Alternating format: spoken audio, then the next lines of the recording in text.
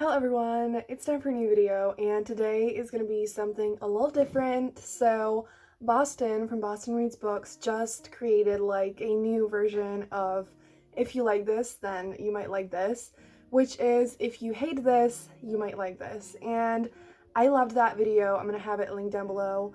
I also love Boston's channel, so if you haven't checked them out yet, please do. All the books that I talk about are going to be linked down below, as always. And yes, without any further ado, let's jump right into it. I have a bunch of completely random different genres, so hopefully there will be something for you. And yes, the first book that I have here is Fangirl, and I haven't really heard that many people talk about hating it because this book is quite old and I wasn't following, booktube and things like that back then when I read it. But I feel like, to me, like when I read this book, I loved it. It was all that I needed back then, but looking at it now, I feel like if I reread it now, I don't think I would love it that much, and I just feel like this book is a little bit too long, and I don't want to say it's boring, but I feel like it gets a little bit boring at some times.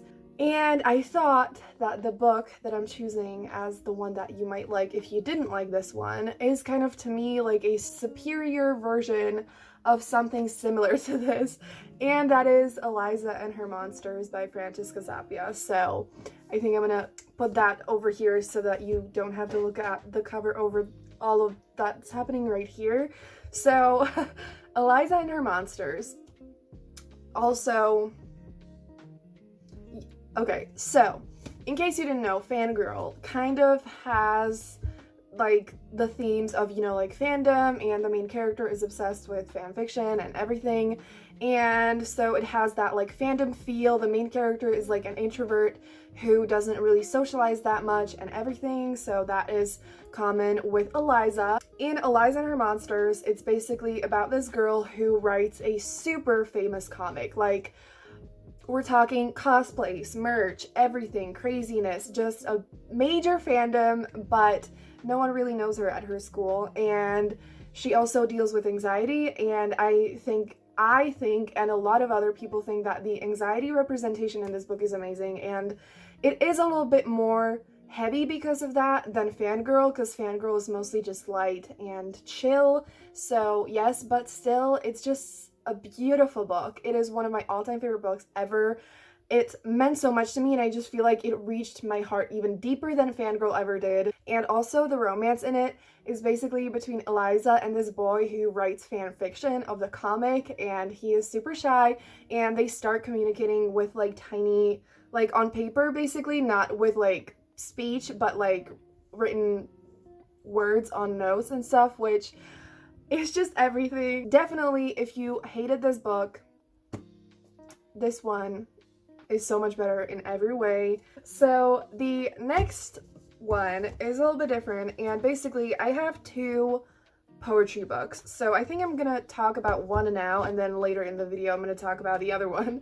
So if you don't like this book, or pretty much any Amanda Lovelace book, because they're all really similar, you might like Nikita Gill, and specifically I have Wild Embers. So this is the case where I read Amanda Lovelace's books first, and I did not like, I wouldn't say I hated them and that I strongly disliked them, but I didn't love them, and it just, to me, was a very mediocre experience, unfortunately.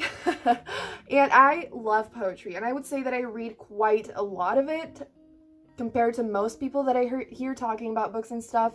And Nikita Gill is my absolute favorite. I love her so much, and it is like, it has everything that I wanted this book to have, and I'm gonna explain that right now. So the issue that I have with Amanda Lovelace's books, and also the author I'm going to mention later in the video, the way Amanda Lovelace writes is just super simple, super straightforward, and like, super short, not descriptive and everything. And again, I'm not saying that's bad, it's just not something that I personally like, and I know that a lot of people don't like that either. And so if you have kind of similar issues with that, Nikita Gill is the exact opposite. Her writing is so beautifully lyrical and descriptive, and it's just so deep, and it touches my heart in places no other poetry books have ever touched before, and it means everything to me, and I want to read it over and over and over again. And the way it's written is just so stunning that I could just read every line a million times and it would still remain so freaking beautiful. And so if you have the issue that a lot of the poetry books you read, you know, are just not descriptive enough, they're just not doing it for you, please check out Nikita Gill. She is truly incredible. The next one is if you hated 5 Feet Apart by Rachel Lippincott, you might like Sick Kids in Love by Hannah Moskowitz. I personally can't really speak to this like from my experience because both of these books are about chronically ill main characters, and I personally am not chronically ill, so I don't really know, you know, anything about the representation. But what I do know is that a lot of people like didn't like the representation in 5 Feet Apart, and Sick Kids in Love is Own Voices.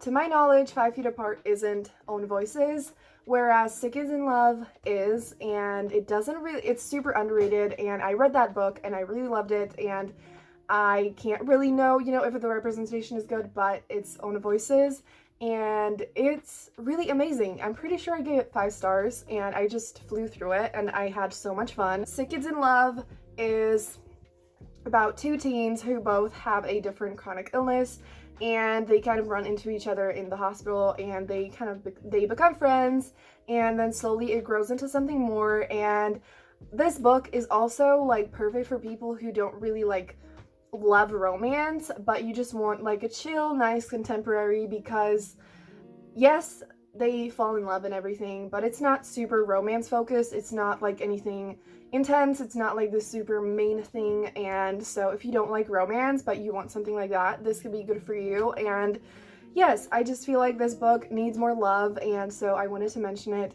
and it's really freaking good. And I also listened to the audiobook, and I love the audiobook, so if you like audiobooks, I really recommend that. It's also available on Scribd. So the next book that you might hate is one that Boston did actually as well, so if you want to hear her option for you might like, make sure to check out her video.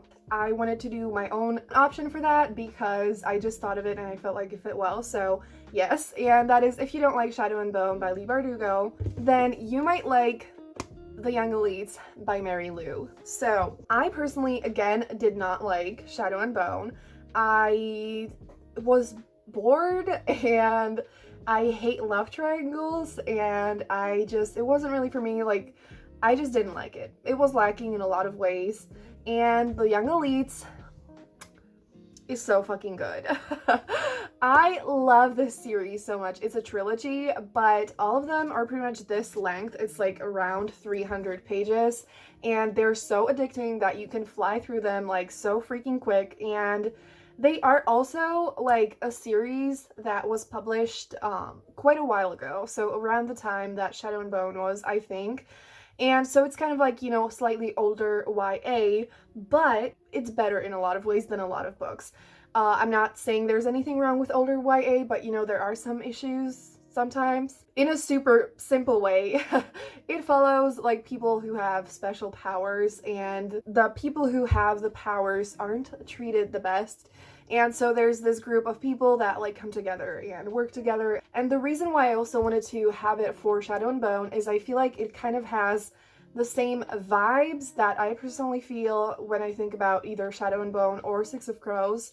And it also kind of has, you know, like a squad of characters who are all just so good. It's so good. There is a little bit of romance, but I felt like that is also so good and really unique. There is a slight hint of a love triangle, but not really. It's just different. Then the next one is again a very different genre, and that is actually a historical romance. So if you hated Devil in Winter by Lisa Kleypas, you might like, I actually have 2 books for the you might like in this case, depending on what exactly it is that you might be looking for. And so the first one is The Governess Game by Tessa Dare. So this one was most definitely inspired by my own emotions. And you know, I thought like someone else could relate.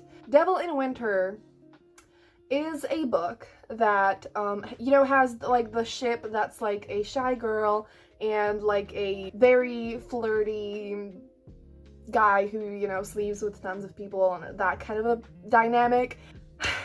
But the issue there is, you know, like a lot of people, myself included, we like the like flirty characters who like, you know, sleep around a little bit and shit and whatever, but they have to be actually like good inside, you know? They can be absolute assholes. And I felt like in this book, even though it's super popular and a lot of people love this ship and it's like their favorite in the series, I was just like, he's a complete dick. He's so rude and gross and just no thank you. I'm sorry, I'm not trying to, you know, if you like this book, I'm not trying to say that you shouldn't or anything like that. Of course, I wanted to like the book. So like, I'm happy for you, but I personally just did not like it in the slightest. And so The Governess Game by Tissa Dare also has a bit of the dynamic that's like the girl is shy and the guy is a rake, but in this case he was actually charming and he was actually sweet. Yes, he maybe was a bit of a dick sometimes, but like not in the sense that he's actually an asshole. And so I loved this book and I felt like it was done well in my opinion. Like this whole dynamic was just amazing in it. And when it comes to like the plot, briefly, it's basically that the girl kind of randomly accidentally becomes the governess of not his kids, but he's like a guardian of 2 kids and 2 little girls, and I really liked that aspect of it as well, and it was just so fun. They kind of, you know, like live in the same house, which I love me some forced proximity. And this book was just 1,000 times better. Like, I loved it so much. It's one of my favorite historical romances. And the other option for You Might Like in this case is actually the sequel to that, which is the Wallflower Wager. And so this one was kind of like for the Hufflepuff and Slytherin dynamic, because that is definitely the case in Devil in Winter as well. And so if you really like the Hufflepuff Slytherin dynamic, then I would absolutely recommend this book. Like, you don't even have to read the rest of the series. You know, it's like it's like a standalone series, so it's not really that deeply connected. I actually read this one first. Like, this might be my favorite Slytherin Hufflepuff type romance, cause, you know, like the girl is so sweet. So sweet. She like takes in completely random animals and takes care of them, and she's just such a sweet friend and is just so pure and wholesome. And the love interest, he, you know, seems like grumpy and everything, but he also like he's soft inside deep down, and I just love this so much. I think this one is the most popular in the series so far, and I completely understand. It's so good. And the last one is the other poetry thing that I mentioned earlier in the video that I would get to later in the video, and that is, if you don't like Rupi Kaur's books, then you might like Shelby Eileen's books. And I actually didn't decide which one I would pick, so I think I'm gonna say my favorite, and that is Soft in the Middle. And it is kind of similar to Wild Embers and Amanda Lovelace, because again, with Rupi Kaur, you know, I feel like she's the most popular poet of our time right now. And again, I'm not trying to say her books are bad or anything of that sort, but I have heard people talk about how, you know, they also feel like the writing in this is a little bit too simple and everything like that. And Shelby just writes such beautiful poems, and I feel like she even writes similar themes, but in Shelby's case, the writing is again kind of more lyrical and beautiful and more descriptive. And again, I kind of found myself reading some of the poems, and like, if I didn't relate to them, like I didn't fully relate to all of them, but even if I didn't relate to some of the poems, they were still so beautifully written that like I still felt somehow connected to it, and I was still deeply enjoying my reading experience. And I just love Shelby so much. We have finally made it to the end. I did not expect it for me to talk for so long, but it's fine. So yeah, I hope you enjoyed this video, and I hope that you found something that might work for you. Tell me in the comments down below if you would like me to make a part 2. And also, I had this idea that like this Boston's idea inspired me to come up with my own idea of like a spin on this, and that is, if you hate this movie, you might like this book. And I thought that could be really fun, so tell me in the comments down below if you would like me to do that, and if you want me to make like a part 2 of this, because this was really fun. It was actually kind of more difficult than I expected, but really fun. So yes. Give this video a thumbs up if you enjoyed it, and subscribe for more videos like this, and that's gonna be it. Have a great day, and I'm gonna see you soon in another video. Bye!